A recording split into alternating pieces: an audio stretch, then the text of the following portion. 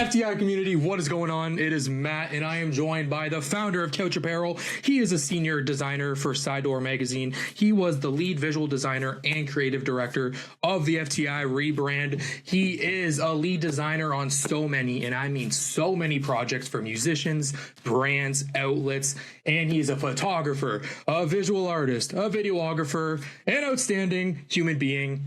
Out of everything, FTI community, I am joined by Dylan Lorriman. My friend, how was your second day of 2025 treating you?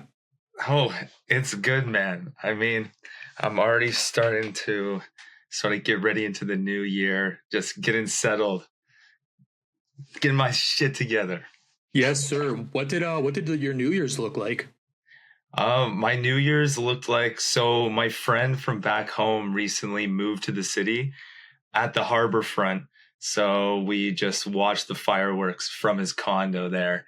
And it was literally like his balcony, then the fireworks were like right in front. So we had like the best view ever without having to get pelted by rain and the cold and literally everything else that New Year's had to offer. Man, some people pay to go see New Year's in Toronto. And although like I'm sure like rent prices and everything are high, the one thing you got to save on for New Year's was watching it from the comfortability of someone's house as opposed to traveling from like a different city.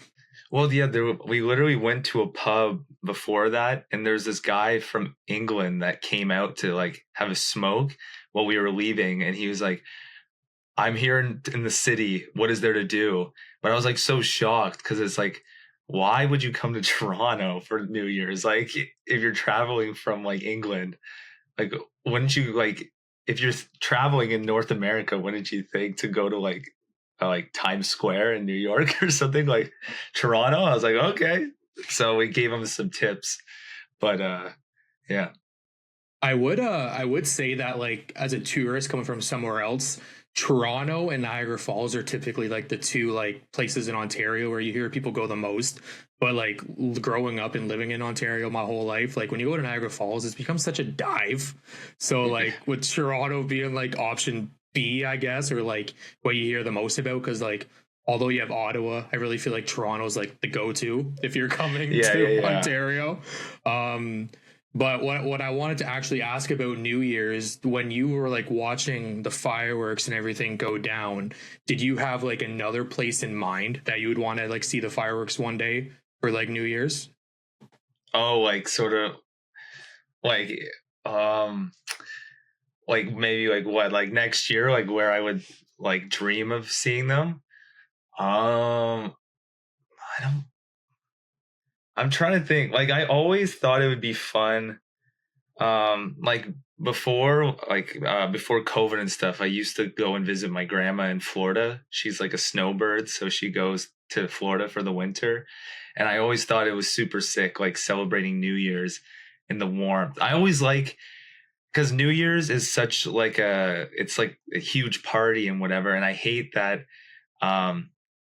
like when you celebrate New Year's, you have to bundle up and you got to like freeze to death. And like when I was in Florida, it was so nice because you could just walk out in your t-shirt and like enjoy what was happening without literally worrying about freezing to death. Like Christmas is cool to be cold. I like cold Christmases. That's a vibe. But New Year's, it could be warm. I like the warm for that. Yes, sir. I agree with that entirely. Like a white Christmas, some people from like different places rather than Canada probably think that December 25th for Canadians is always like a whiteout, but there's been so many Christmases here where it's just strictly like green. You can't even tell it's winter. But I agree entirely, man. Like if it's New Year's and it's raining, you're better off like spending it in a pub or on a balcony rather than standing downtown and just getting soaked. Yeah, so like probably, I don't know, somewhere cool. LA. Yes, LA. California dreaming. Sitting on the in the Hollywood sign. Yes. Yes, sir. I want to take this back 9 years. More specifically, I want to take this to kind of like 9 years ago summer, because COUCH started in 2016 on a camping trip. Am I correct? Yes. Awesome. Let's go.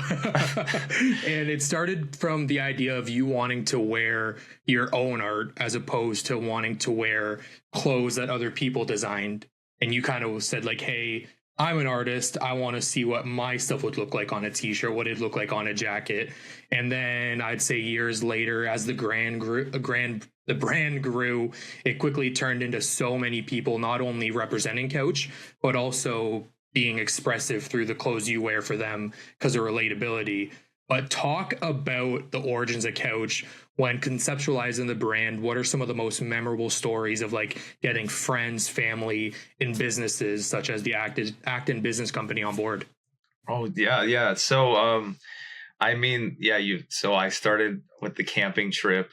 That's just like basically when the idea came. Like when you're camping, you got the wilderness, and you got your brain, and you got like a portable DVD player, maybe some badminton and swimming. So like there's a lot of time to think and reflect when you're on a camping trip. So at this time I thought it would be super sick to like make my own clothes because I didn't want to buy anybody else's clothes. Like I just thought it'd be cool to wear mine because I'm an artist and like why not like rep like the stuff I wear or the stuff I make because like the clothes you wear are like kind of like at face value like who you are. So like that would be super sick to have like your own stuff.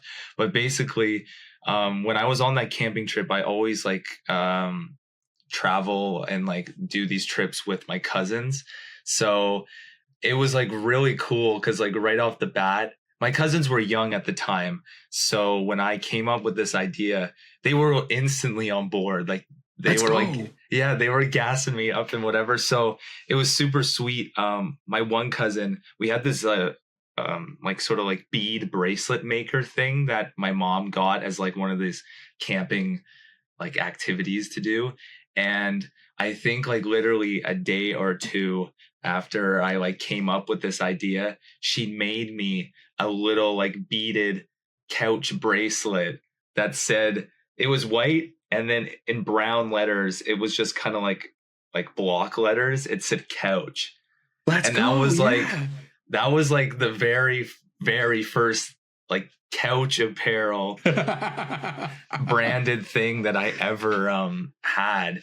But it was really cool because like right from like the conception of this idea, my cousin was able to give me something that was physical to see like, wow, this is something that I could wear right now and it's like super sick. Like this is like the beginning of like the beginning of what it is now. So then I went to school in high school. It was my senior year. Again, like it was just an idea. I wasn't really taking it too seriously. I was just doing a lot of iron-on stuff in my basement. I would go to like Giant Tiger and buy like I think it's Mountain Ridge or something, their blanks. So I just buy their blanks and then I would iron them on for myself, like the designs I made. But then over time, my friends started asking me like I never really sort of said I was doing this. I kind of just started doing it. And then when people asked me, I would say, oh, this is like something I'm starting to do. So my friends started wanting to get hoodies and t-shirts and stuff. So I had like my friend group all starting to wear these iron-on shirts that I made. It wasn't until the second semester of my senior year where I was randomly in the library at school and I was asking the librarian if the library had business books, like just anything about running a business, because I wanted to do this. And the business teacher overheard me talking to the librarian, and I never took business. I never like did anything like that.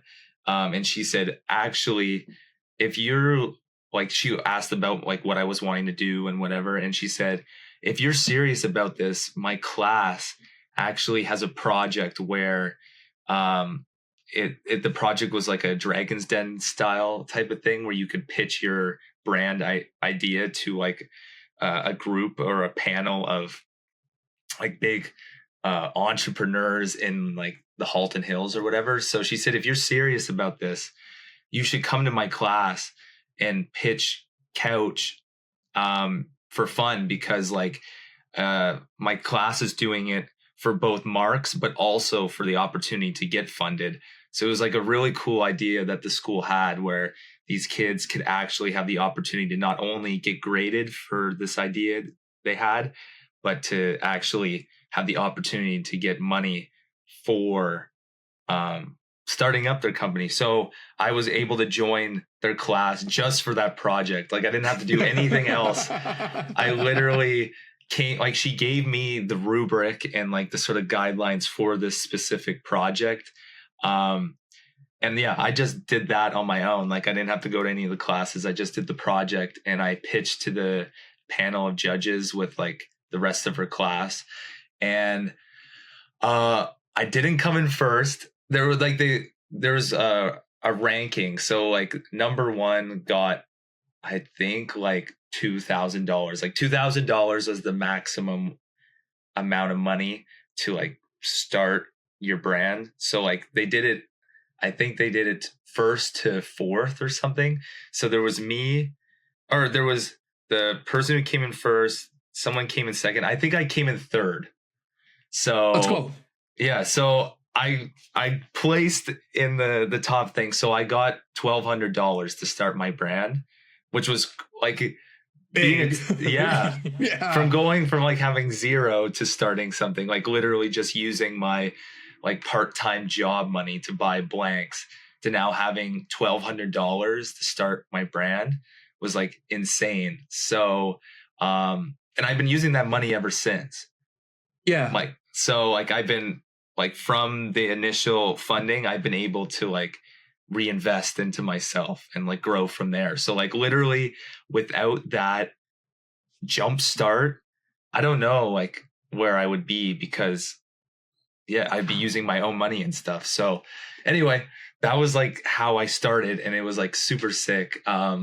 So I like am very thankful to the Acton Business Company for allowing me to do that. And from that, I had opportunities to do like festivals. Like there's the Leathertown Festival in Acton that happens every summer. I was able to have a booth there through this program, booths at farmers markets. And then from there, because I got enough traction and like people knew about me in the town, I was able to buy a booth at the Acton Fall Fair, which was like kind of like the big, like everyone in Acton loves Acton Fall Fair. Like that is the weekend of the year. I feel like people go to the beer tent. So like as a kid to finally have like this booth at the Fall Fair was like incredible. And I met so many people. So it's crazy going from like a farmer's market. Well, an idea, to the funding and farmers markets, the Fall Fair, and now like being able to have pop-ups in Toronto, which is like crazy. Man, like all like the ones you just listed are like kind of like milestones, but like there's so many wins between each milestone. Like a camping trip turned into like a bracelet, which is kind of really cool because it's full circle, because now you sell bracelets at pop-ups nowadays that have Couch, like the friendship bracelets. But just the fact, well, two things. One, your family and your friends believed in you right off the bat. There wasn't kind of like any like, no, like you got to hear me out. It was more so of like we get behind that. And just being in the library that day, man, and you're talking literally just made everything happen. And like everything happened from a chance conversation with the right people in the right time in the right place. Yeah, like it was super cool because like, I mean, obviously I was like shitting my pants a little as a kid because I never did business or anything. And all of a sudden I get this, I had like, I don't even know how long. I think I had 2 weeks to pull it off.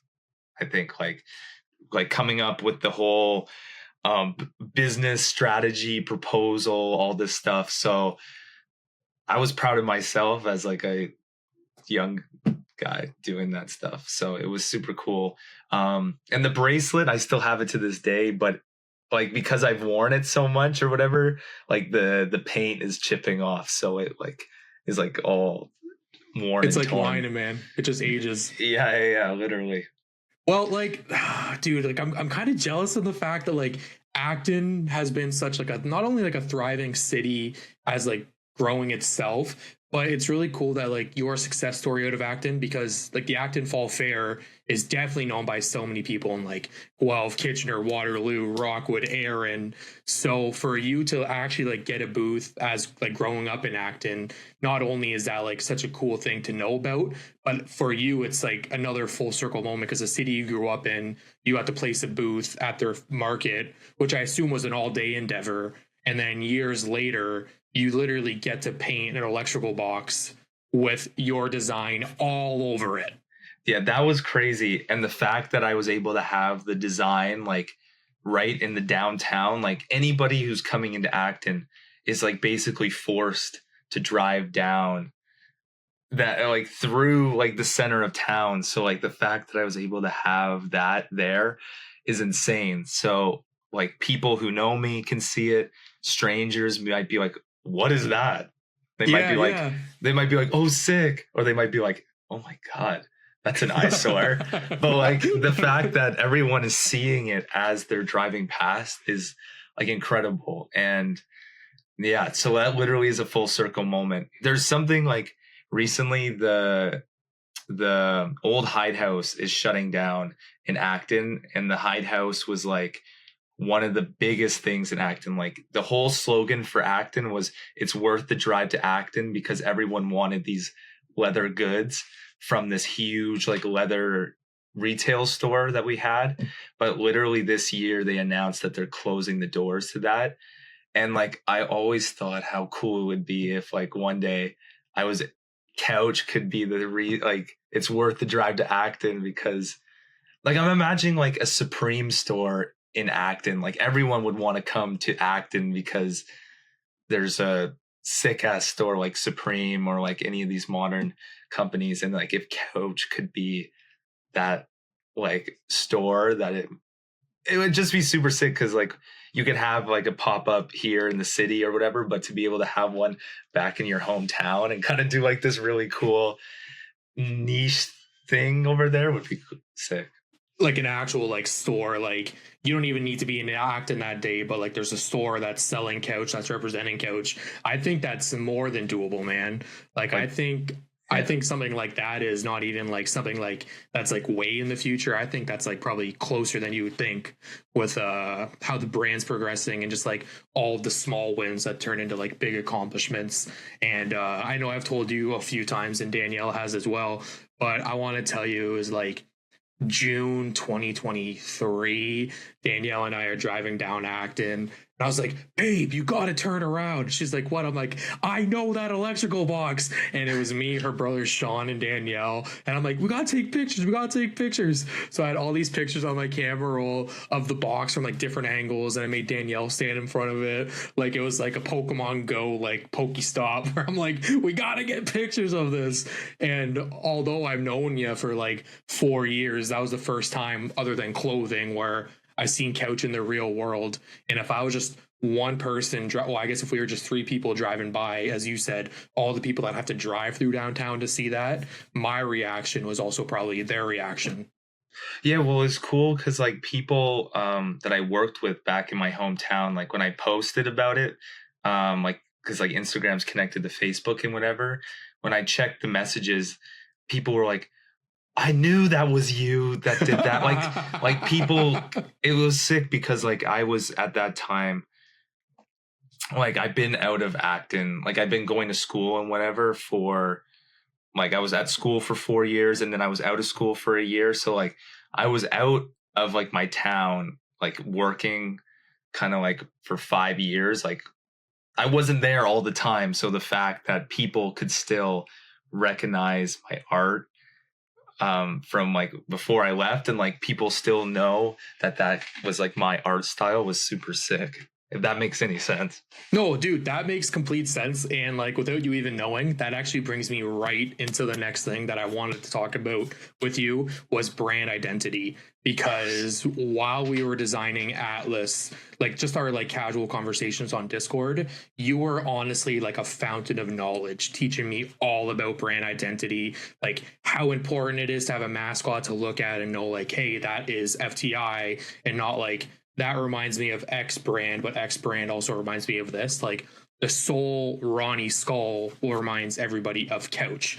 So to see that like you're able to kind of like pass your knowledge along while working on it yourself is fantastic. What's going on, FTI community? It's your boy, the Geek Slays, hitting you with an ad break, interrupting your podcast. I'm so sorry. But I want to talk to you about my upcoming subathon, January 22nd. That is my 25th birthday.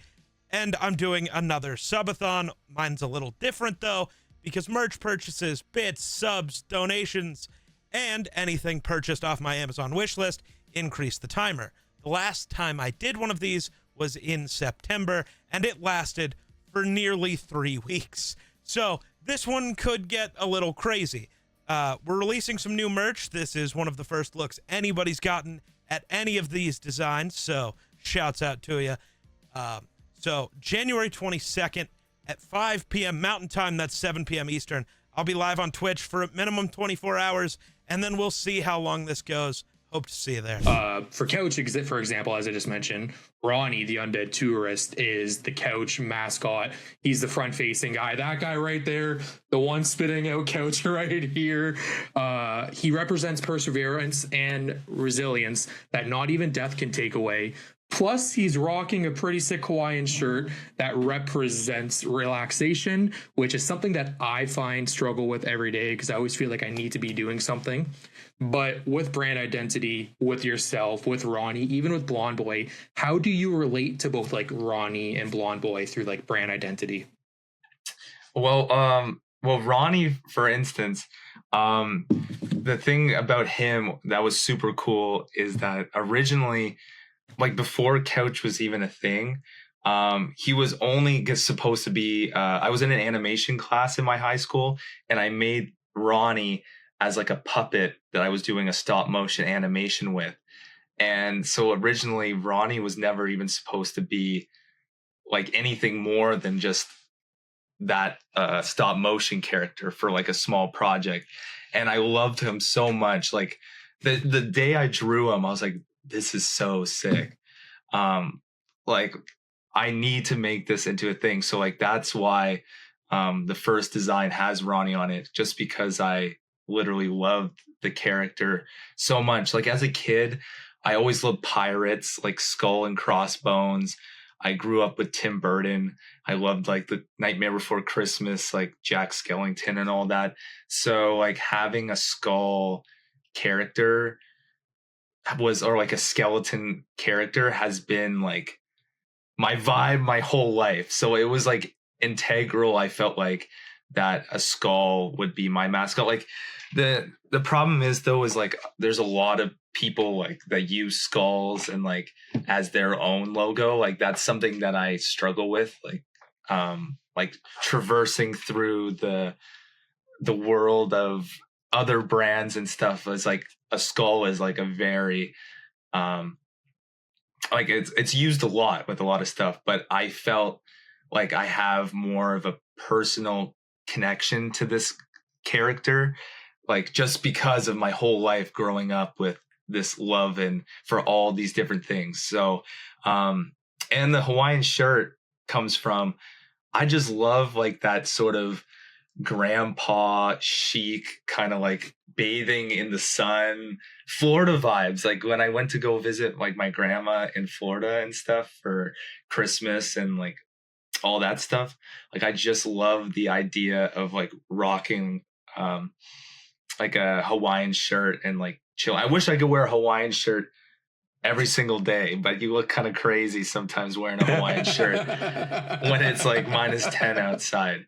So that was the one thing. And also like growing up, I loved like serial cartoon characters. Like I remember as a kid wanting to pick the certain cereals based off of like the characters I liked and stuff. So I felt like it was integral moving forward with my brand, especially now, to like stick with these mascot characters, just because like it's nostalgic for me. Like I've literally, this is what I've known for my whole life with cartoons and like cereal brands and all this stuff. Like it was so sick. So that's what kind of where Ronnie comes from, was just this childhood love for, I guess, dead skull pirate things.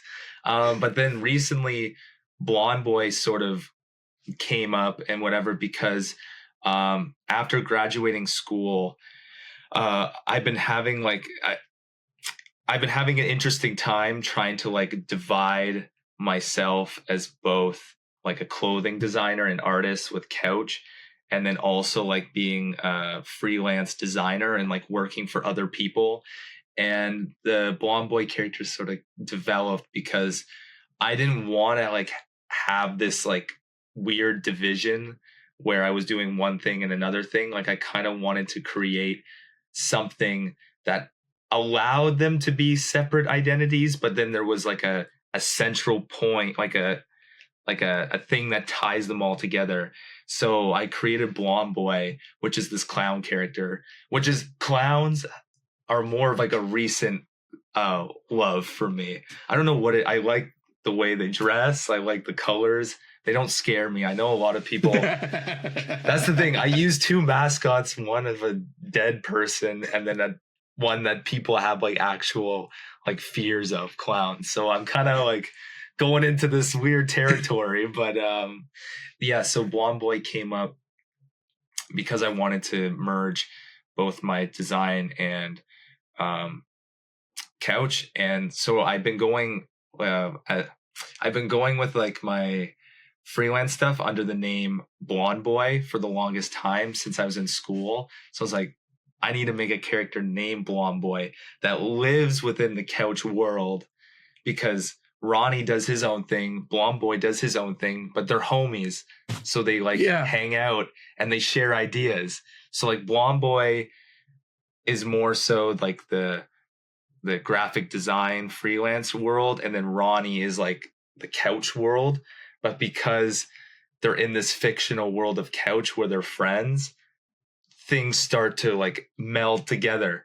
And like the best way I can describe it is I had this like Futurama Simpsons crossover comic book where one side you read it or had it and it was like the Futurama characters coming into the Simpsons world, and then you flipped it to the other side and it was the Simpsons characters going into the Futurama world.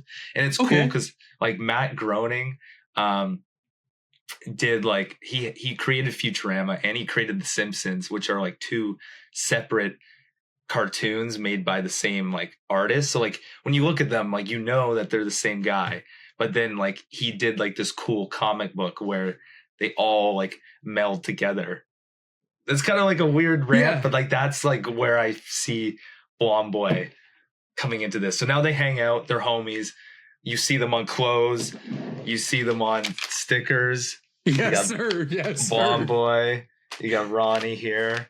But yeah, that's sort of, I guess to like summarize everything too, and just like a final point is I just feel like having like a character is something that people can relate a lot to. Like you can see yourself within certain characters and like the way they act. And that kind of is like with the Couch comics and me sort of trying to give more of like a personality to these characters. I want people to be able to connect, not just like face value, but like actually see maybe like humor that they may find enjoyable, or like a sense of style or whatever with these characters that you can connect to.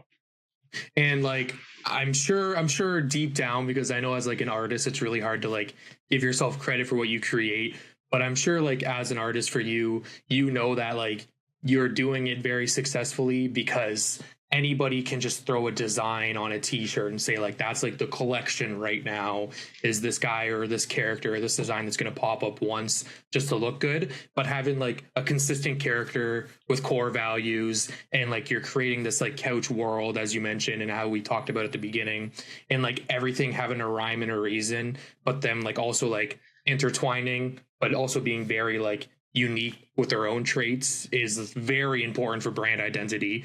And not only because, as you mentioned, like skulls are really like one of the most used things for a lot of things, but you've been able to create a skull that's unique in the sense of it's really like playful, but it's also really sick looking how much you can do with it. Because like from the Slime Time hoodie to the hat you're wearing to the sweater you're wearing, you can tell they're all Ronnie, but they all have like a unique like trait of being Ronnie in kind of like a different, like I guess, era, although a lot of them are only like maybe like a year apart, 6 months apart.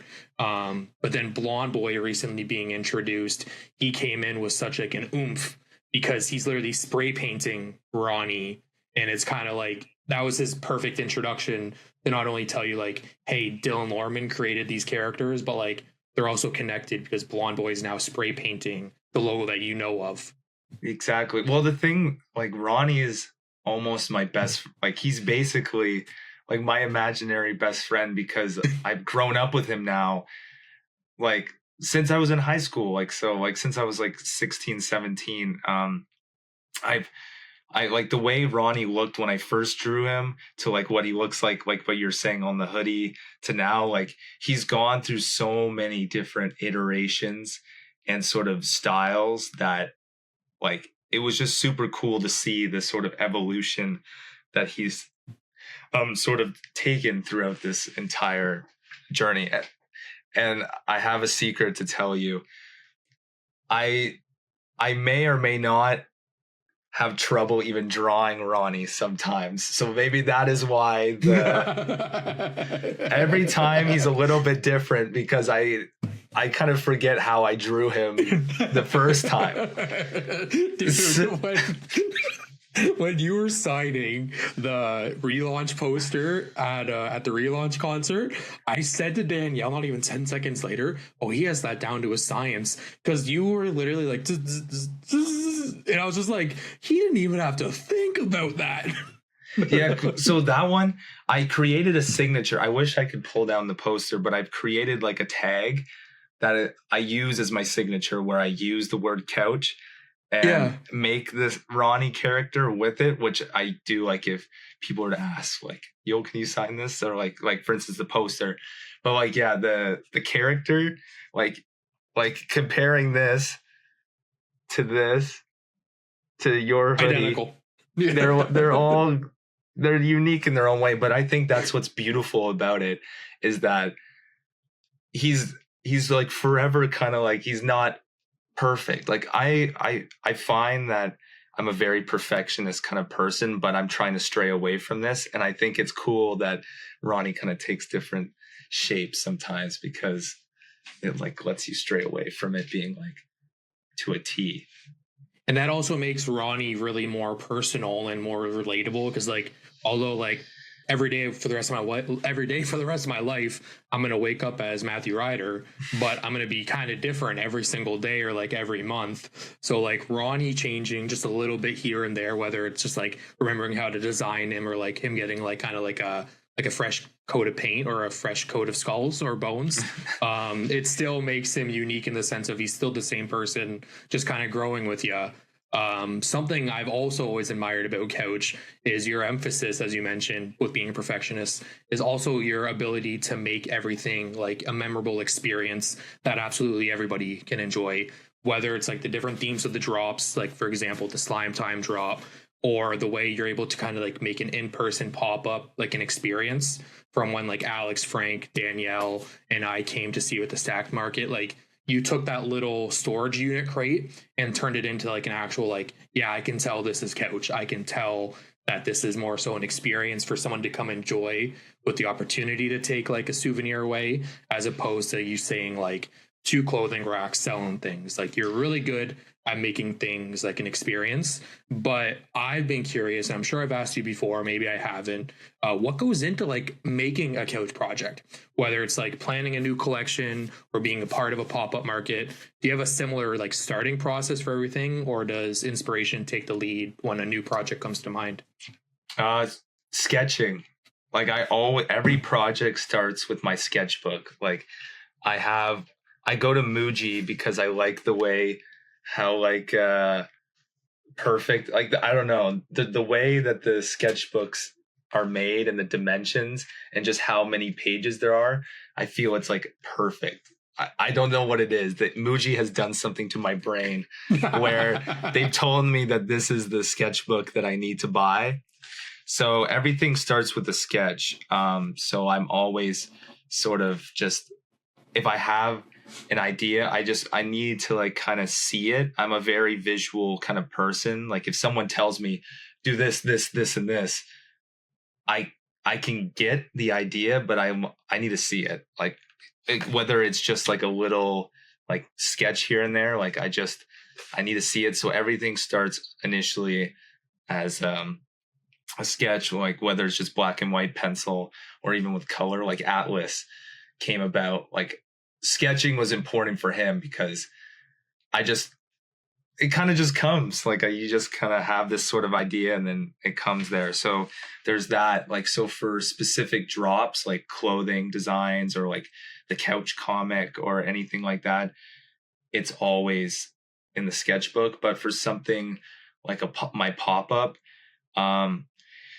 I hate things that feel like very transactional. Like, Yeah. like, hello, oh, you want this? Okay, give me money. Here's the clothes. Goodbye. Like, I hate this like disconnect feeling where that's all it is. And I find that a lot of these stores I go into, that's what it's like. But like, there's specific stores that I've gone into where the music's bumping. Like, for instance, I think a good example of this is like Better Gift Shop here in Toronto. It's on Dundas, near sort of like Chinatown area. And like every time you walk in there, they got good music playing. They have incense blowing. So like it always smells so nice. The people there are so welcoming, and like the way things are laid out within the store, it's like they have art on the walls. Like it kind of like it, and it's an experience in itself going in there because you like want to go in and flip through these new books that they have on the shelf, or you want to see like and admire the t-shirts and whatever. And maybe that's just me being biased because I'm a designer myself and I like to get inspired by these people. So I take the time to like look through things like that. But I just love when you go into a space and it feels very warm and welcoming. Like you belong in this space. Like it's, you come in, it's kind of like, oh, I'm kind of just free to walk around. Like nobody's coming up to you and be like, how can I help you today? I need to meet my sales. This is, yeah, like it's just, it's chill. Like you could like just come and vibe and sort of thing. That's why I wanted to do sort of like a launch party with Zane or Mindy Sounds, I should say. Like the first weekend I had my pop-up because I wanted something that stood alone to like having a pop-up, because I wanted something that could be more of an experience where people could come and not feel obligated to like if they come, they got to buy something, you know. Like there's a thing too with like artists where you feel bad, like going to a space, like you feel like, oh, I should, or maybe that's just me, but like I wanted to create like a space where people could come for a reason, and that could just be meeting new people and listen to music. Like don't even come for couch, come just for this, like just to be in a moment and time and listen and enjoy. So that so yes, planning the storefronts, like I try to think of like what could be really nice and welcoming. So at Christmas I wanted to have warm, colorful Christmas lights, because I love when I walk down the road, like in my hometown, seeing all the colorful and beautiful lights. And I thought it would be super cool, like at night, if you turn off the lights, you could just have the pop-up lit by these Christmas lights and have this nostalgic feel. And then for my springtime pop-up, I had fake grass in my store because like everyone loves when the snow starts to melt and like you see the flowers growing and like, you know, the warm weather's coming. I wanted in my store to have that same feeling that of like hope that good things are coming. Like it's crazy because that was like my first like pop-up. And like every single time I opened the door to my pop-up, I like always had to take a deep breath and like take in like this is actually happening. I'm having like that sense of like hope, like I'm doing something, like this is real, like this whole thing. So like with the whole grass scenario and the warm weather, it was just like I wanted to create something that was very welcoming, like in that sense.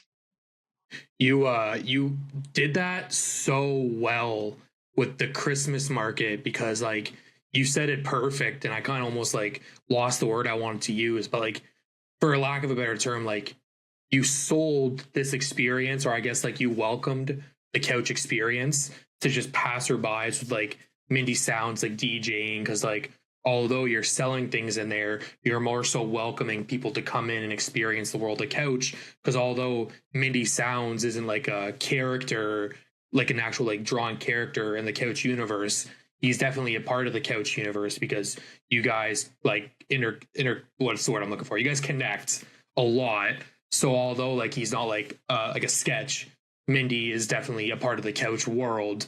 And for someone to come in and go like, oh, like that's so cool, because a lot of the times people will hire a DJ, but for you and Mindy to have such like a one-on-one homie relationship just emphasizes the feeling that like couch is a place for everybody to come, whether you're looking to wear it, whether you're looking to buy it. You could just represent it by following it, seeing what's a part of the world.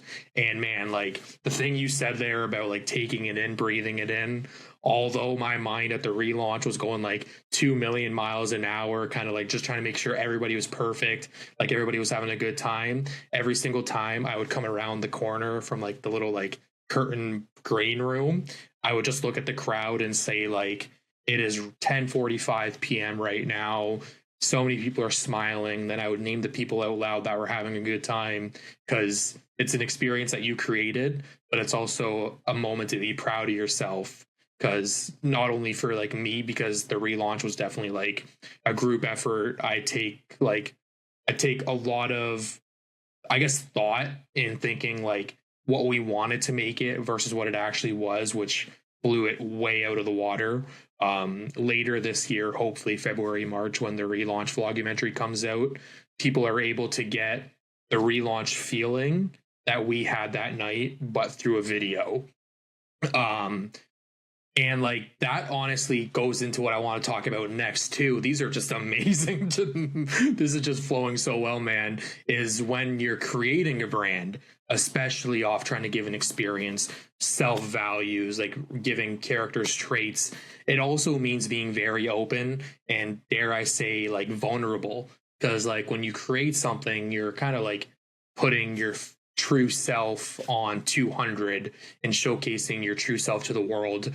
When creating a project under the couch umbrella, or like creating anything at all, does vulnerability like play a factor? Like, do you ever think like, oh my goodness, like maybe like this is too much? Or do you take like maybe like vulnerable feeling and like make sure the project you're creating is just like out of this world? Yeah, well, everything is like very vulnerable. Like the one thing I guess I can say more specifically, like as like a example of like this sort of scary vulnerable feeling, is like the couch comics. Like even though they're like silly and like very short and whatever, it's very like vulnerable for myself because I'm the one who's writing the script, I'm drawing the photos, I'm coming up with the ideas, I'm voicing it. Like everything about those like 50-second comics is like something I thought up of. So if I think it's funny, I like it. Like I wouldn't put anything out that I don't like.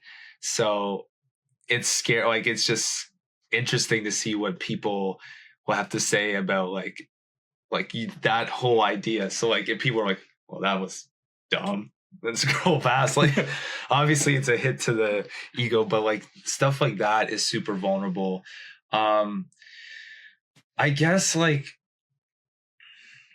yeah, like everything that I make with Couch is something that I would want to wear myself. Like, everything is like, I haven't really made sweatpants or anything because like I don't really wear sweatpants. Like, I don't know, stuff like that.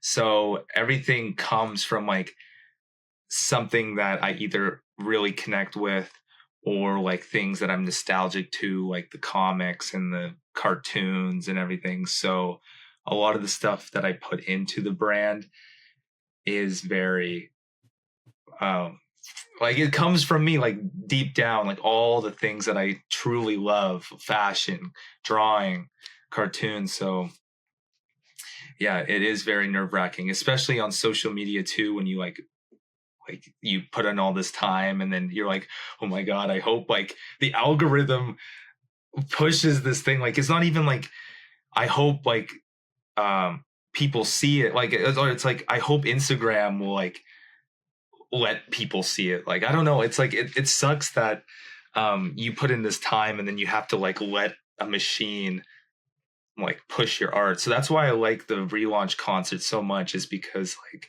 you have these people who are your friends, but also artists and stuff.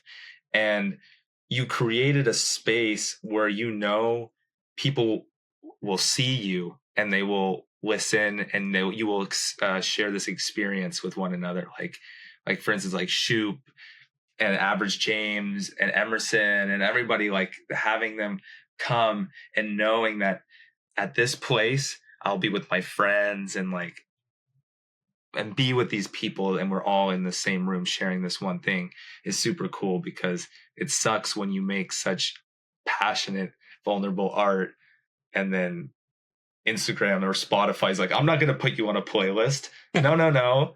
Your music's not good enough for a playlist. But then like, I don't know. That answers the question, kind of, sort of. Everything's vulnerable. I think what you said there perfectly sums up the feeling that we tried to give the relaunch concert. Like, you're coming into this space of creators, and as I mentioned in like the opening speech at the relaunch, like I tricked everybody into coming to see like my best friends, because all my best friends are artists or they're creators, creating something, supporting one another.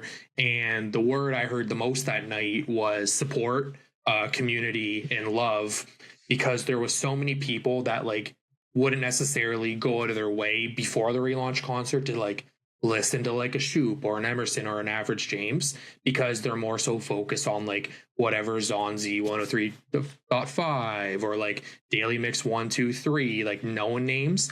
And then you walk away and everyone's like, wow, like Shoop really took that night, and like he took that performance by storm.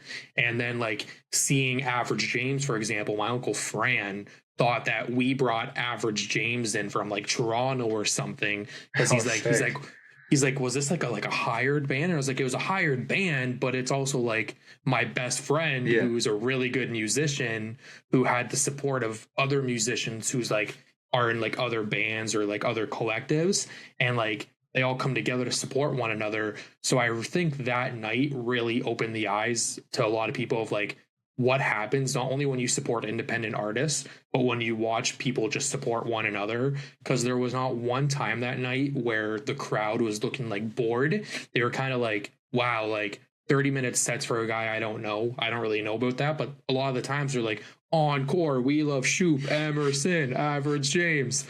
And dude, that whole night is like something I'm going to cherish forever.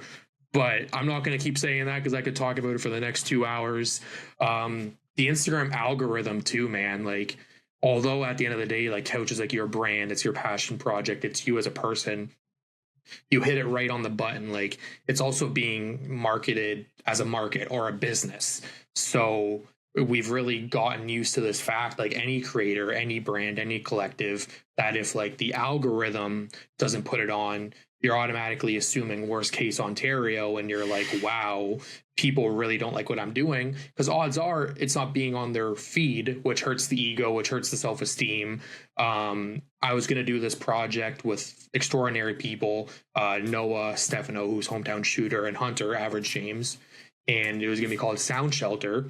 And something that I always remember from trying to get that with them is we wanted to do podcasts, and we always wanted to ask musicians what I'm about to ask you. Managing your passion as a business definitely can hurt, because you started off so passionate. You started off so like, yeah, I'm going to do this. I'm not going to let no Instagram. I'm not going to let no Spotify tell me what I can be. And then you just get like sucked in, and you're like, okay, this one had 500 views. This one had 5 views. Like, where's the disconnect?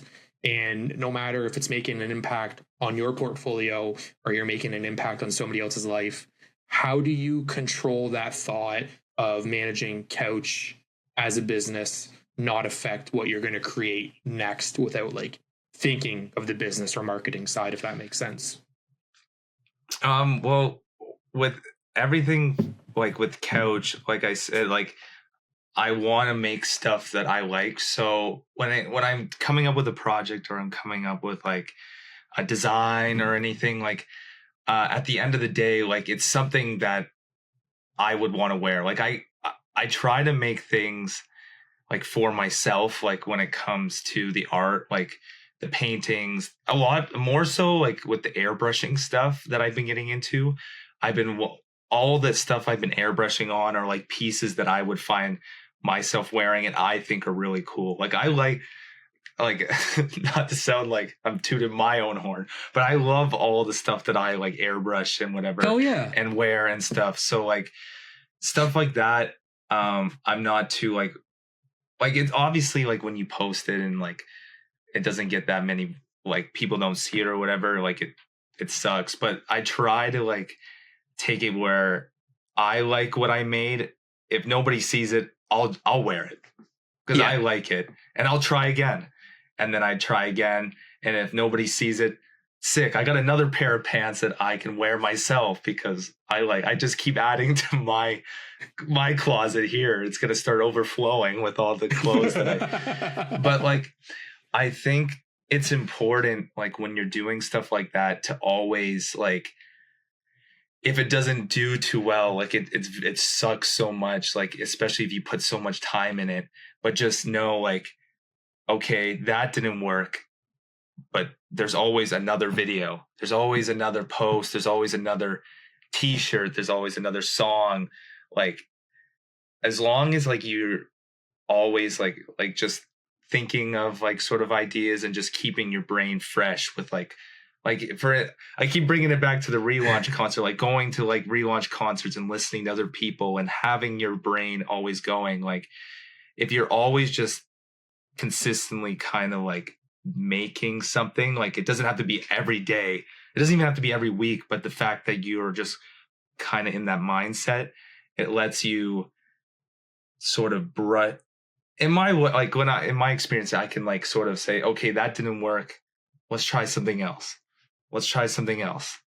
Let's try this, but let's do it a different way and see if that works. I kind of like to see what works and what doesn't work. Like it's fun to see, even though like I'm like, like if it doesn't, like a little bit, like it hits, but like I love to see sort of the experimentation of like putting yourself out there and whatever, like what time should I post this Instagram post to see? Agreed. But basically this, what you were saying, like how, like wait, say the question again. I feel like No, dude, you're honestly speaking my mind when it comes to like, there's like another post, another story. There's always something there's going to be another of, as long as you're persistent and continue creating. I think I texted you it last week, or maybe I told you in person last week, is the Iron Child, like Jeremy. I know he talked to you at the relaunch concert. He literally came up to me, gave me a hug. And the thing I take away from the relaunch concert, like I know I say I take away a lot of things, but the number one thing I take away from the relaunch concert answer is, he's like, you don't see it now because you've done so much to get here, but just know that this is crazy that you're able to do this with your group of friends. And I was like, I have to take what he said there and put it into everything I do, because when you create something, and whether you're like judging your creation off an algorithm, you're judging it off your friend's reception, you still created that. And at the end of the year, when you do like a recap, you're like, oh my God, I did that in January. And look how much I've A, improved, or maybe B, look how much I've done since January. It's always so much nicer to look back on rather than being in the present moment, because you're looking for instant gratification instead of letting your portfolio bloom or letting you as a person bloom. Well, I'd like specifically like you saying that, like, I remember seeing a video of Tyler, the Creator, talking. And he basically just said, like, you don't know who is looking at your stuff. They may That's not, how we got Rex. Yeah. Yeah, like he said, like every project you get, like every project you do, like what you're saying, grows your portfolio of like what you can do. So like if you're like, oh, I want to do this, like a movie, I don't know if people will like it. Like, do the movie, because then if people don't fuck with the movie, people can see that you did a movie. Like, that is like sick. Like the fact that you're able to like have this sort of idea, and like the biggest challenge is to have an idea and to create it into reality. And when people can see that you are able to take what was once a thought, everyone can have thoughts and ideas and whatever, but to take it from that thought and make something physical and real that people can see or touch or smell or whatever is like a beautiful thing. And like, it's so sad when people just kind of give up on the, like what their dreams were and stuff. And like I get like financial, like things cost a lot of money and stuff, but it's just like, there's nothing that's more like a punch in the gut is when people like say like, oh, I can't do it anymore. Like it's like it's so sad. And I just like just how always having your mind going and stuff and creating things. It's just like, don't give up on yourself. Like it's so, agreed. Yeah. Like I'm so happy that FTI became the relaunch and the rebrand and like all this new stuff. And it just wasn't like, oh, FTI is, I don't think like it's just, I'm ending it, period. Like I'm so happy and thankful that we're able to work together and like be here right now and have this conversation, because FTI is still a thing. It's still going. It's still, yeah. So yeah, basically that. I think the craziest thing, or like one of the craziest things, because I'm sure I've said that a million times, is the idea that like one day you could just not want to do it anymore and then that's it. But then you kind of realize like, that's who I am. Like that's who I am as a person. I really like got to get back to that. I got to start creating. And as you mentioned, like being able to work together, that wouldn't have ever happened if it wasn't for Sunday, June 7th, 2020. When Matthew Ryder on the fresh two-month-old FTI Instagram page messaged COUCH Apparel and said something along the lines of like, hey, we do these newsletters. I'd love to put you in a newsletter. No context, no introduction, no like kind of like elevator pitch. I was just brash and to the point.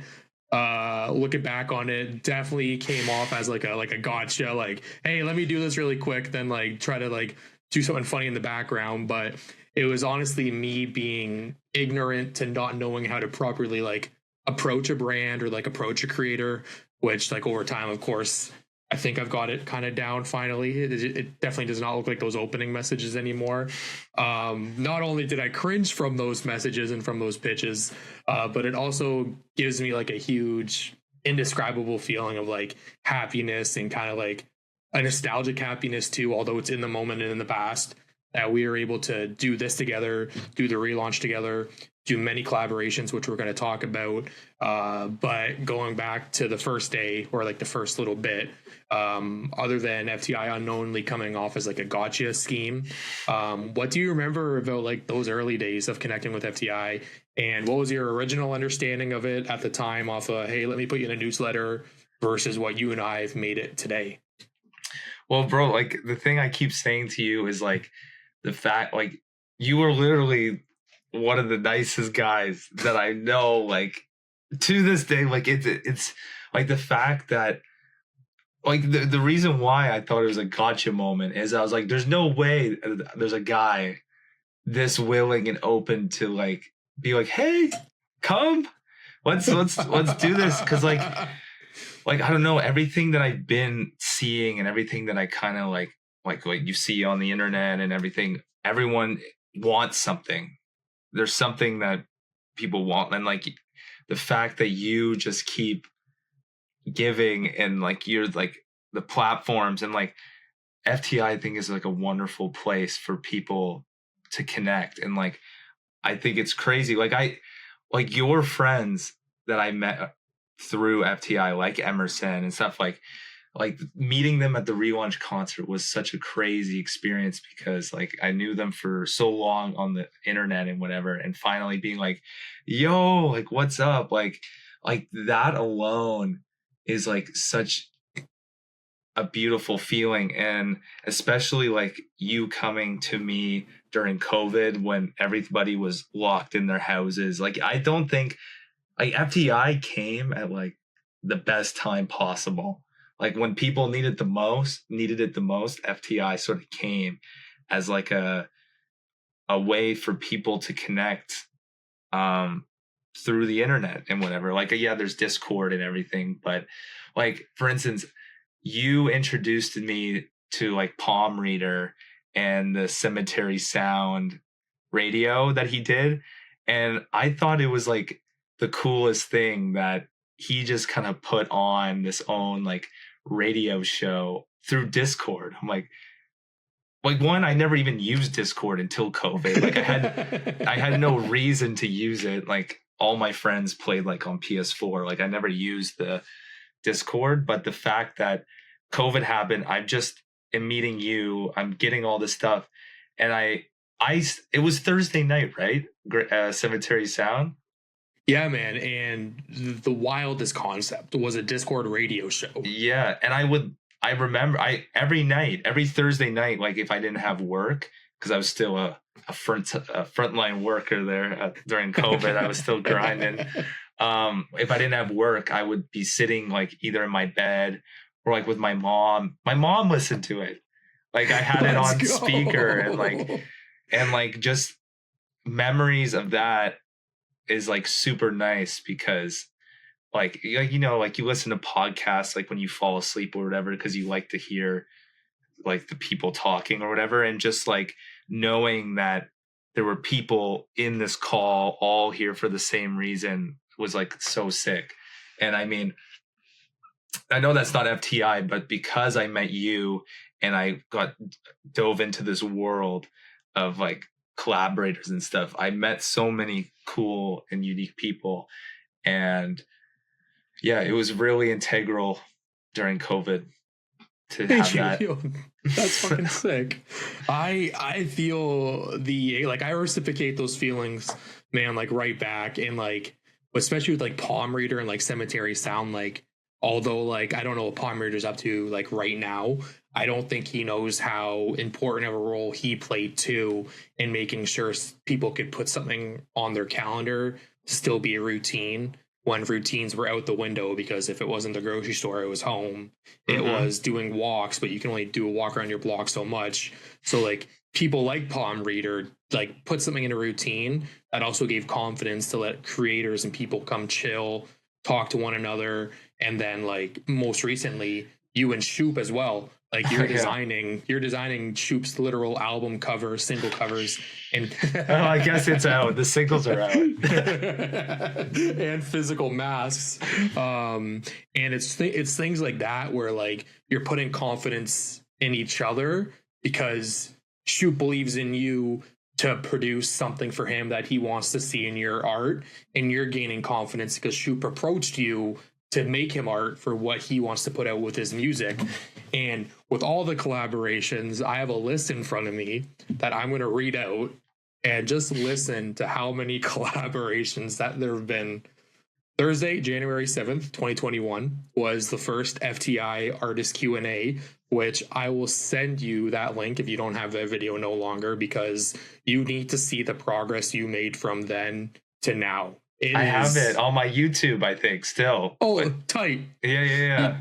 Dude, check that out. I watched it the other day while I was preparing for this. Monday, March 22nd, 2021, one of my favorite things FTI did was the third artist collaboration giveaway, the Squirm tote bag, the one of one, which Sloom won. And then it goes all the way about a year later, Saturday, January 22nd, 2022, you and I collaborated with N10 to do a giveaway. Dude. Yo, that was another thing. Like, I stayed up and watched this live stream. Like, I had no idea who's N10, like all this stuff. And like through FTI, like I was invested in watching this charity stream for these people in the United States that I literally have no idea who they were. They're like for like Radicool, Nintendo Cisco, Linkachu, Key, Dag, bro, I'm missing some and I feel terrible, but there's 10 of them. I'm close with about half of them, or like we're good buddies with half of them, and they are such a unit in the fact of they keep each other up. And although they don't produce content nowadays, when we talked to Nintendo Cisco 2 years ago, they're also there celebrating their personal wins, which you meet someone as a content creator, but like you and I, we become as good of friends as we have partners with art and everything. Going a little bit further, that same year, I'm going to ask you this one. You probably know this one. Saturday, October 22nd, 2022. Do you know what that date is? Saturday, October 22nd? 2022. Holy. Oh, no, that was the. Oh, no, wait. I'm blanking, brother. It was Couch the magazine was officially for sale. Wait, that's the exact day? Saturday, October 22nd was when you sold it. You promoted it for like 2 to 3 weeks beforehand. Oh, shit. But, you know more than me. Danielle, I recorded, this is kind of like pulling the curtain back. I recorded the creator of the week for you, like the reel that was published this past Monday.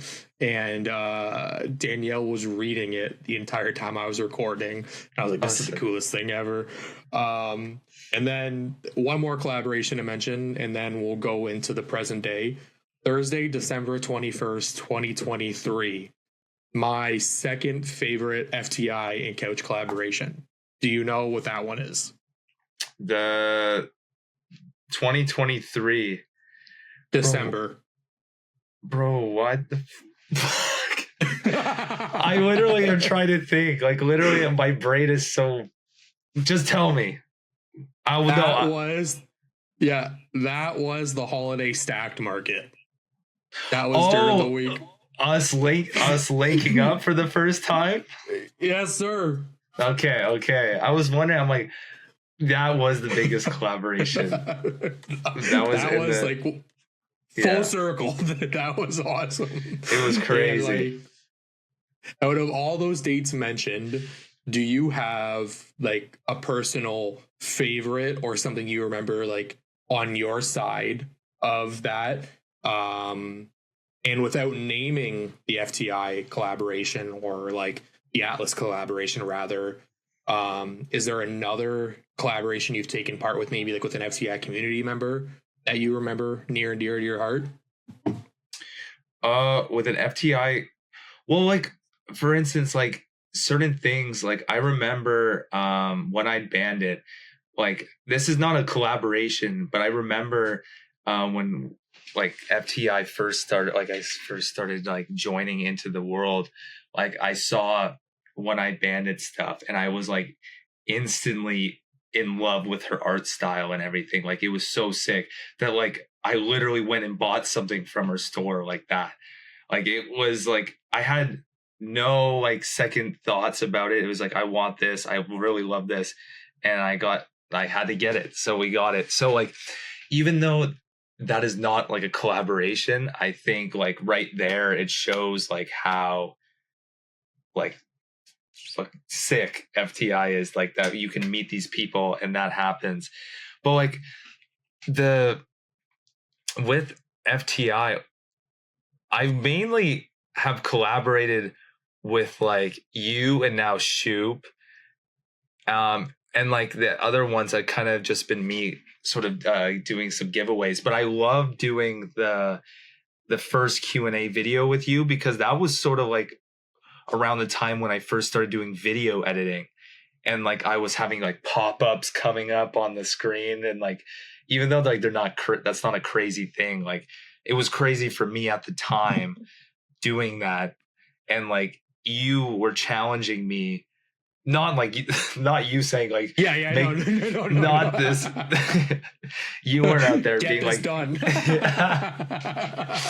But the fact that I wanted it to be good because it was for both myself and you, it like I was trying to do something sick, and just like even though it's just pop-ups, that was like something cool for me. And like working on like even doing the giveaway, pulling back the curtains, I designed the giveaway spinny wheel thing. Yes, yeah, man. The announcements for that. And like again, when I first started doing video editing, I had to like figure out how to do that. And if it wasn't for you, I wouldn't have done that. I mean, maybe I would now, but like at the time I learned it way before I even had to like worry about doing it. Like now I have the skill.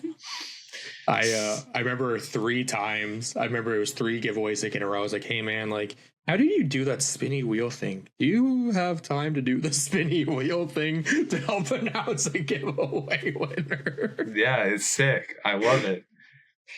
So yeah, I need to do some more collaborations. That'd be sick. This is not a FTI one, but I've been working on a collaboration with an artist named Sketch Nate. We were kind of like back and forth. Things are at a pause right now, but I'm really hoping to continue it in the new year. So that's really cool. Although that's not FTI. No, still, man. Maybe he could be FTI. Sketch Nate. I followed Sketch Nate when you did the video with him where you doodled in his book, I think it was. Oh yeah. And then I followed him, and then usually like I always comment on his posts because I'm like, yo, this is the like coolest like fun piece of art to like see randomly in a day. And I was like, I needed that. Now I'm gonna go back to what I was doing. Yeah, he's really sick. 2 more dates to throw at you, then I will get off the calendar. Bro, these dates are killing me. I'm like, my brain just okay. Tell me the dates. This one's more recent. Friday, August 16th, 2024 was the day FTI and its rebrand started. Saturday, August.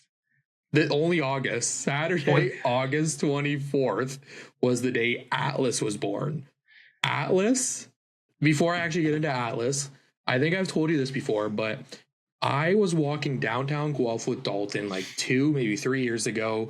And I was just like, the FTI logo will never change. It's the one thing that was designed by me. It's the last true connection I have to... No, but listen, it's like the last true connection I have to Atlas. And I remember, I think it was on like a Discord call. You're like, hey, this is the first thing I'm going to pitch at you. If you don't like it, like we can definitely change it. And it took literally one pitch. And I was like, that's it. Fuck the circle with the logo. Nobody understands, bro. This is the guy. And I just remember I showed like Frank and Derek and Danielle and my mom. And for once, and like I love everybody I just said, for once, I got like the yes, that's cool, as opposed to like, that's nice. Yeah, I like that. So I knew just judging off of them that Atlas was not only a hit with them, but it was something that like you took like the core elements of the original logo and designed it for like an actual emblem, a mascot for like brand recognition. Talk about redesigning FTI and like what you remember from those 1 million text messages I sent, last minute Discord calls, and just the overall like I guess rebrand relaunch process. What were the like sort of the biggest things in doing that sort of thing? Yeah, or just like how you remember that whole like timeline. No, honestly, it was super fun because like I was wanting, like, trying to take what was once FT, like the old FTI, and bring it into the new FTI.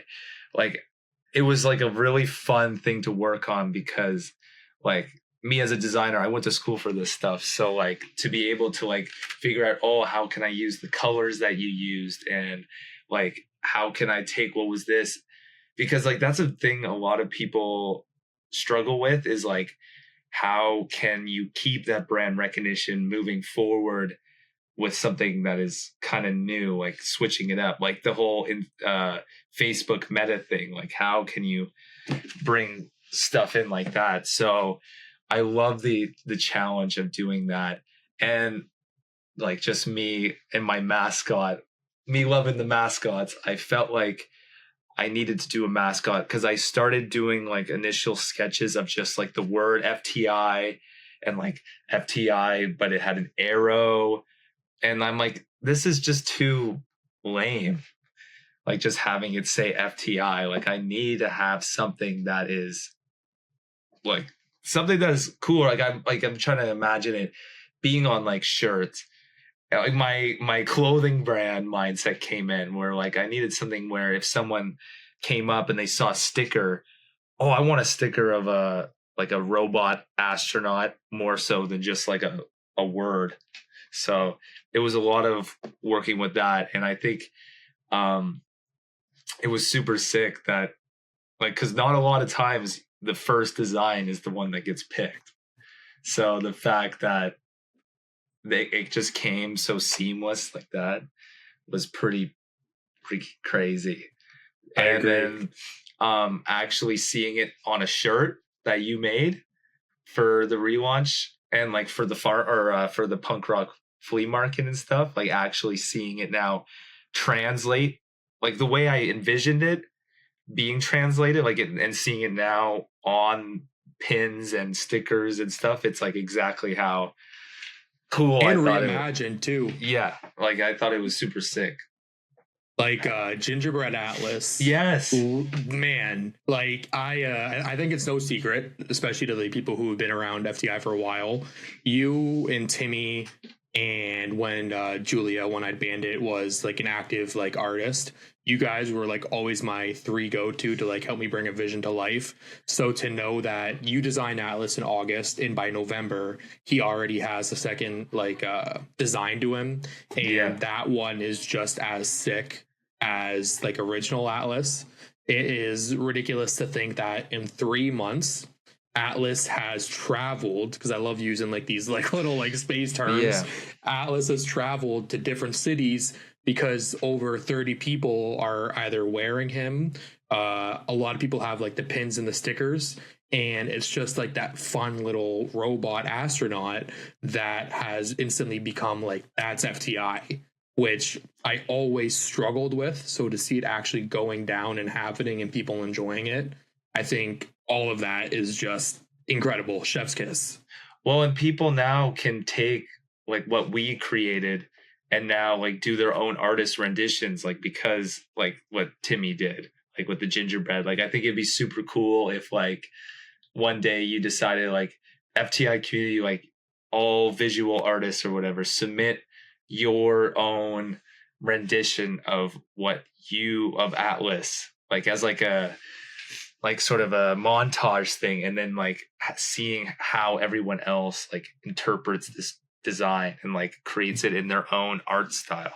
Like I feel like it opens like a whole, like people are already doing it though with the heart cursor circle bleeding one. Like I already saw it happening. Yeah, the Halloween. Yeah, so it'd be sick. I think that, and I'm trying not to spoil anything because it's not like an actual like thing on like paper. I think in April, what you just said about people kind of like reimagining it will definitely be a thing. If not April, by the end of the year. But there's something cool we got going on in the background that if it happens, hell yeah, because we need more in-person events, and that's all I'm going to say.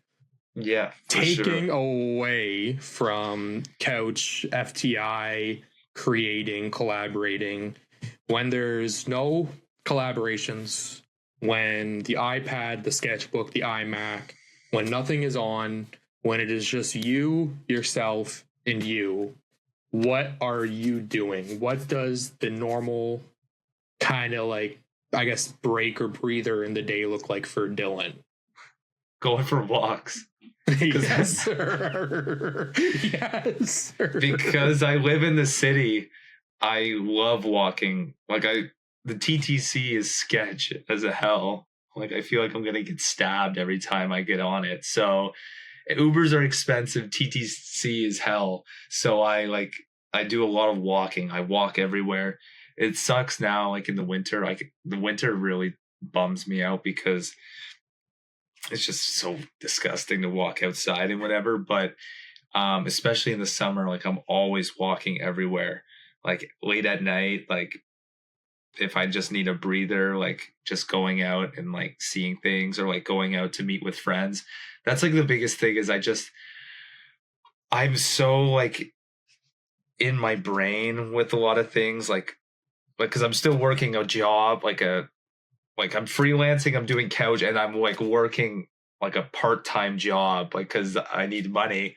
So like there's a lot of things in this brain like going crazy. So like the biggest thing is when I'm not doing those things is to like catch up with the people that matter to me the most, that are like in my like within my circle of friends here in the city, like making the effort to go to movies and to like hang out with people and just like talk and catch up and whatever. Like because sometimes I feel like I get disconnected a lot from that because I'm just so like I got to do this, that like I to be able to see my friends and to like hang out. So like when the computer is shut down and I'm not at work or whatever, then it's either I'm walking walk some more. I'm walking. And then seeing my friends. That was the best thing that has happened in a while. Oh, I can't wait till Shoop sees this. So yeah, that's like the thing. It's just so nice. I literally, it's like there's an Instagram thing where it's just like, oh shit, I don't even remember it. It's just like, go for a walk for an hour, come back and see how you feel. Walks are like very nice. Go for some walks. Go for some walks, and if it's too cold, hop on a treadmill at your local gym, because if it ain't the scenery you're walking through, as long as you have headphones in, your feet are moving and you're to yourself, I agree with you entirely. You'll see just how kind of like happy, but how like clear-minded you get, because you're really focused on one thing, and that's left foot, like right foot, left foot, right foot. Yeah. No, man, I agree. And like that actually ties in to why Ronnie wears the Hawaiian shirt, because it's relaxing. Like your idea of relaxing is hanging out those close to you, and it's walking, because although it's something that you're always like focusing on A, B, and C, that needs to be completed. I sign myself up for way too much. I need to get this done. How am I going to get it done? Knowing that the simplest thing that you can do as a person is your form of relaxation. Hell yeah. Hell yeah. Drinking tea. And drinking tea. Tea. If I could have an IV of tea, I would do. There's something.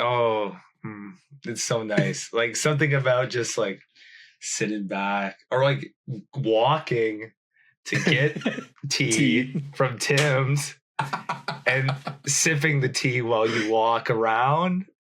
It's like one of the greatest feelings in the world. Man, Derek and I, we have a really good friend. His name is Alex. There's like Lone Canadian Wolf Alex, but the Alex I'm talking about, his name is Alex Johnny. And he always used to tell us to drink tea, because Derek and I drink like 3 coffees a day. And he's just like, put the coffee down, pick the tea up. So it was kind of like a spokesman for tea. And now I really feel like I got to get on the tea bandwagon, because I'm not even drinking coffee to have its effects. I'm drinking coffee because it's in my routine. So maybe for 2025, switch it up. Well, there's so many different flavors. There's green tea. There's the orange pico. the orange pico. There's mint. There's ginger citra. Like there's so many. And you can only have too many coffee beans before the flavor takes over. Exactly. Putting a bow on absolutely everything. 3 rapid fire questions. You don't need to really like think about it. They're honestly just like kind of rapid fire, inspired by Eero. Number 1, what is your go-to anthem right now? Oh, okay. It's two major ones. Actually, can I say? Is it cheating if I say 3? No, dude, you could say 10. Okay. So right now, I'm really into the Roy Blair Chasing Moving Trains album. And there's 2 songs. There's Chasing Moving Trains and then Rain. And I have those 2 songs. Like they're back to back on the album. So I have to listen to both of them. I can't just listen to one. I have to listen to both because like they like work so well together. And there's something about it that is just so beautiful that it just makes you like feel like hope. There's everything. And then so I guess count this as 1 because it's 2 and 1. They're together. Yes. And then the other one is Cross the Street by Junior Varsity. That song I'm getting into Junior Varsity right now. Is like incredible. What am I listening to from them right now? And I can't get enough of it. They're performing in LA at the end of the month, and I've been looking at flights. I'm not gonna lie, and I may or may not go see them live, but that's just all talk right now. until you're there and you're like, I made this happen. Number 2, name. This doesn't have to be FTI, by the way. This can be a realm. They can be a known creator, an independent creator, a friend you have that you want to become, like you want them to be like a front-facing creator. Name a creator or a collective that you want people to check out, and if they have an ad, let us know. The collective I really want people to check out is 00 Films. 00 Films. They're the people that are a part of 00 Films are my 2 good friends. So we have Seb and we have Alex. So basically they're kind of like they want to like help other independent Toronto like just small based filmmakers, and they want to like be there for people where if they need help creating films and whatever, like they'll be there. They're like going to be curating like small, like not film festivals, but kind of like film nights where these local independent artists can like come and see the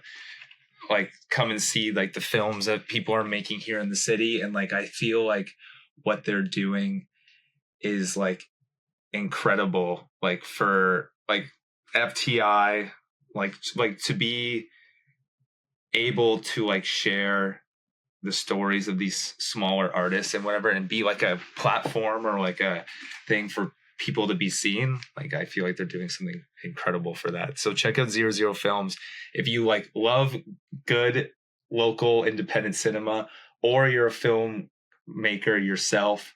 Go check that out. Or if you just want to be inspired about people doing some dope shit, go check out 00 at 00 Films _00. I think that's I think that's it. I'll flash it on the screen. Yes. Brandon Boucher, if you are listening, which I know you are listening, Brandon Boucher, you got to check out 00 Films, because not only do you live in Toronto, but you just graduated from the Toronto Film School. It's like the perfect opportunity for you to check out Brandon. Yeah, here it is. 00 Films _00. Toronto-based DIY production house. So there you go. That's getting flashed on the screen. Yeah. And to put the actual bow right on the top, the question that ends all interviews, the question that ends absolutely everything. Plug yourself, my friend. Where can people find COUCH Apparel? Where can people find Dylan? And is Dylan accepting new work right now with artists? Yes. So hello, please. if you are interested in following my journey with both Couch, my freelance design work, you can follow Couch on TikTok, on Instagram. I have an X or Twitter, but I don't use it. Just so TikTok, Instagram at COUCH Apparel, and YouTube. Maybe I post a little bit of these videos, maybe. YouTube, and then my freelance design / like more personal account is Blomboy. So at Blomboy, and then www.couchapparel.com is both my clothing brand website, but also like my portfolio website. So if you want to get in contact with an idea you have, or you want to work on something, either DM me through those two Instagrams, Blomboy, Couch Apparel, or you can email me at contact@couchapparel.com or freelance@couchapparel.com. But they're all on my website. So you don't have to memorize anything. Just type in the thing couch and it'll be right here. Yes. FTI community, I am sure that you know this, but I will be a Couch Apparel supporter, fan, friend, anything you want to associate Couch Apparel with. I will be there at the forefront. CouchApparel.com is probably the #1 website that has said your payment has been approved, your clothing is on the way. The majority of the times, there's not one other website that I could ever recommend for someone to check out. There is a handful of artists, but Dylan is definitely on the top of them, of artists that you need to definitely check out. Check out CouchApparel.com. Check out Blomboy. Check out Shoop's upcoming album, or maybe the album's already out by the time of this release, because Dylan is the lead designer on it. And FTI community, thank you for joining us for the first session of the In Your Studio podcast. I had one hell of a time talking to Dylan, as always. I thought I've known everything in the last 4.5 years about dissecting this man's brain, but I've learned so much more. And we will see you next week as we have Average James on. We'll catch you soon. Have a good night, everybody. Bye.